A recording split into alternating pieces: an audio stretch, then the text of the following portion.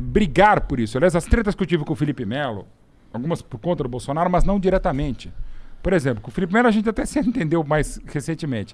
Por quê? E para deixar muito claro, e tem um longo texto, vocês podem ver no Diário do Centro do Mundo, no meu blog do UOL. E já era tretado antes, quer dizer, ele comigo, eu era bloqueado por ele, por exemplo, no Twitter. Acho que desde a Copa de 2010, ele mesmo não lembra quando foi. Tá? E também nem perguntei, mas enfim.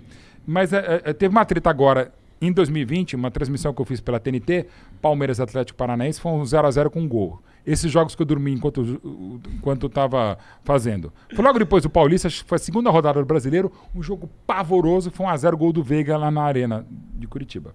E eu comentei, que acho que foi um dos 3 piores jogos que eu já vi na minha vida e comentando em televisão. Ah, foi aquele jogo horrível do Atlético Paranaense e Palmeiras, que o Veiga fez um gol. Um jogo horroroso, assim. E eu comentei, e o Felipe, como fez várias vezes, ele postou o vídeo comemorando e tal, e ele claramente está falando da nossa transmissão. Que a gente conectou muito, o time tinha acabado de ser campeão paulista e tal.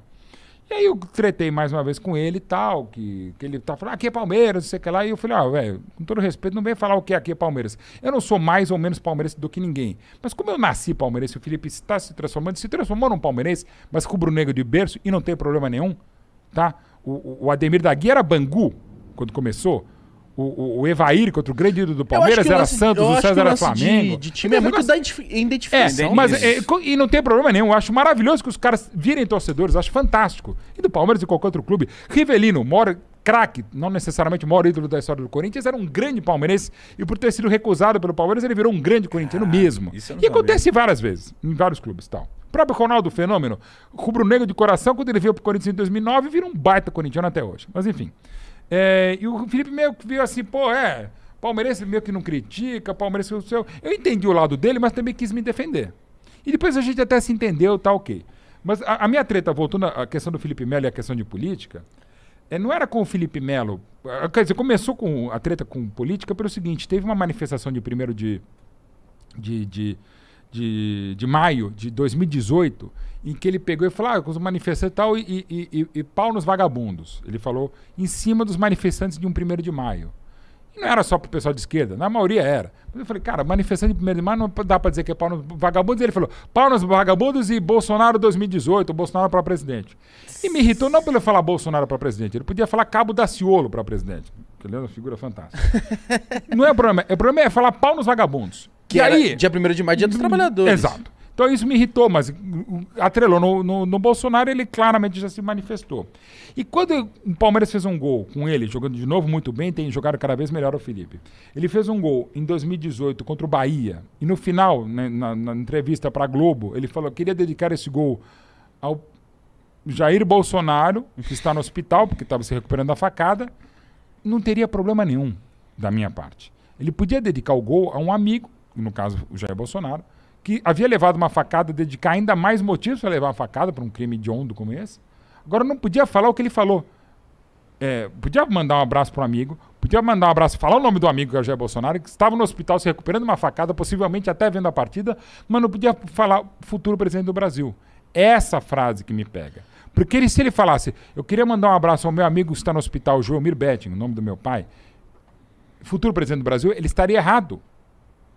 Não, se fosse o pai, não, de novo, está errado. Você não pode fazer proselitismo partidário eleitoral durante uma campanha eleitoral com a camisa do seu clube.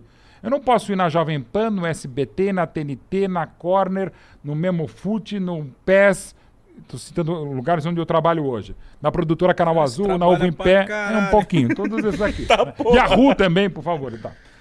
Nosso palestra contra o projeto que eu faço. Acho que agora foram todos. Enfim, não posso falar em todos eles em quem eu vou votar. Eu já falei aqui em quem votei, mas não durante o pleito, não durante o processo eleitoral. Passou, né? A gente não vai falar no trabalho, cara. Não pode falar no McDonald's, na Dolly. Não pode falar Dolinha. Vote no Cabo Daciolo. Eu acho até que isso tem a ver, Dolinha, com o Cabo Daciolo. Ia ser maravilhoso. Ia ser maravilhoso. Ia ser enfim. Sabe, é proselitismo eleitoral. Como entendo que não podia, logo depois, eleito o presidente, ele ter entregue a taça ao decacampeão brasileiro, o Palmeiras, no jogo contra o Vitória no Allianz Parque. Eu fiz um longo texto, cara. Não foi por conta do Bolsonaro. Se fosse o meu candidato, o candidato que eu votei, Haddad. Tá. Se fosse minha mãe, dona Lucila Beth, tá escrito lá, procure o texto, tem lá no meu blog, no UOL na época, tem no Diário do Centro do Mundo também. Ele falou, o problema é um presidente da República estar lá e aceitar isso e a CBF liberar também. Eu fico puto porque... Cara, aí a pessoa fala, o Lula? O Lula, se é pra fazer Lula e Bolsonaro.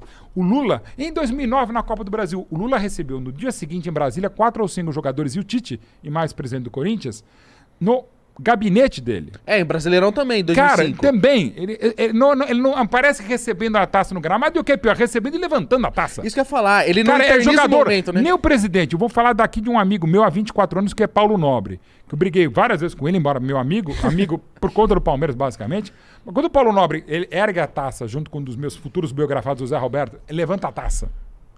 Não 2015? pode, cara. 2015, da Copa do Brasil. Cara, não é lugar para o presidente fazer isso. Como o André Sanches, quando aquela taça pegou fogo, no meu querido Paulistão. amigo William Capita, pegou fogo. Não é o André, esse cara é o capitão do time. Os capitães, o elenco inteiro, como o Fatácia 93, que era o absurdo palácio do governo. Acho que teve o do Corinthians ou 2015 ou 2017, que vai um dirigente, alguém, ergue junto com o Cássio. Eu fico louco, falando, não, que isso? É o jogador, não é o presidente da República, não é o treinador. Aliás, não é nunca o presidente da República. O presidente da República podia ser o Dalai Lama, podia ser o Darth Vader, que é o maior ser humano de todos os tempos, podia ser quem fosse. Imagina alguém erguendo aquela taça Cabo Daciolo, cara. Cara, então, na hora que o Nossa, Cafu faz a mais linda declaração de amor.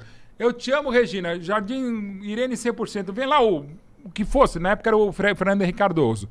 E ergue junto. Cara, não pode, velho. É o presidente da República. Não podia até estar no palanque, ok. Mas, de novo, sai a festa dos jogadores. Cara, não é nem da comissão técnica, não é nem do presidente. É do jogador. Não pode o presidente da República eleito. Mas muita gente de fora achou que a revolta era porque era o Bolsonaro. Não, você fala isso para o Bolsonaro. Eu posso dizer que também, mas, de novo, é minha mãe. E aí, nesse longo texto, eu falo, cara, o Mussolini não fez isso.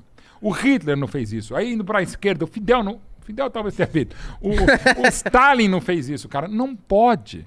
Até porque é interessante na política brasileira, o primeiro presidente que tratou de futebol no Brasil foi Epitácio Pessoa, de 22 a 20... Não, isso é Arthur Bernardes. De 18 a 22, tá? E ele, o que ele tratou? Ele destratou, porque teve um problema lá, uma confusão, aí ele mandou o pessoal nas Laranjeiras, um sul-americano, os jogadores pararam de brigar com o juiz, aí o Feitiço, que era um grande atacante, falou, olha, aqui dentro de campo manda nós, lá não era em Brasília, né, Rio de Janeiro, no governo manda o presidente. Aí e tá certo. Tá certo. Aí e tinha uma verba que não veio do governo, enfim, a gente já começou as relações estranhas com o presidente. E a coisa maluca, que o primeiro presidente que foi usar o futebol politicamente foi o Getúlio Vargas, logo depois da ditadura do Estado Novo, para a Copa de 38, até lançou um selo para bancar a Copa. Essas coisas, porque eu gosto de futebol, estudo, cara. E aí o que aconteceu, Tico? Demorou para os presidentes do Brasil entenderem isso. Tanto é que se você pega, e aí indo um pouquinho rapidinho para a história, presidentes do Brasil que gostavam de futebol. Você pega Garrastazu Médici, o pior presidente, o mais sanguinário ditador, que ia ao estádio no Maracanã para aparecer também ouvindo um joguinho de rádio, no rádio de pilha, só que ele era um grande torcedor do Grêmio e também do Flamengo e da seleção brasileira, que foi fundamental na Copa de 70. Você pega o João Figueiredo, o último presidente da ditadura, torcedor fanático do Fluminense. Você pega o Lula, grande corintiano, e você pega o Bolsonaro, grande palmeirense, embora use camisa de todos os times, mas não tem problema que eu também uso. Então se você pegar a presidência do Brasil desde 1889, né? Marechal Deodoro, que era o presidente, e minha mãe, que era ministra da Economia. Porque minha mãe já estava em 89, era a única pessoa que entende de economia lá, e minha mãe, não meu pai. A gente teve, de novo, o Médici, o Figueiredo, o Lula e o Bolsonaro. O resto, o FHC corintiano light, se é que existe, não sabia o que era bola. Ele até começou a gostar mais quando ele conheceu o Ronaldo Fenômeno, morava ali em corintiano light, se é que existe. Era o FHC. O Jango também não gostava, não entendi, o Juscelino também não. É muito maluco o futebol com tamanha paixão no brasileiro ter tão poucos políticos ou presidentes envolvidos. E muitos até se elegeram com a política. Um dos grandes políticos da história do Brasil, dos melhores ou dos mais atuantes, Ulisses Guimarães, ele foi diretor do Santos para chegar à Federação Paulista de Futebol para ganhar a primeira eleição para vereador. Mas depois nunca mais deu bola para o futebol. Então, assim, é muito interessante. Alguns até né, o Ulisses é ruim usar. Por exemplo, Nabi Abichedi, foi um dos 3 caras que me processaram, que foi presidente da CBF, vice-presidente da CBF, e foi meio que presidente da CBF entre 86 e 89. O Nabi usou muito o Bragantino, que ele levantou, que agora o Red Bull Bragantino. O Bragantino ia bem a partir de 66, quando ele foi eleito pela primeira vez para a Assembleia Legislativa Estadual de São Paulo. O Nabi, você via, campanhas do Bragantino boas, eram em ano eleitoral, que ele apostava no clube para render dividendos de voto. Então, assim, tem muito essa ligação, mas é uma coisa maluca. O futebol brasileiro tem poucos políticos ligados ao futebol.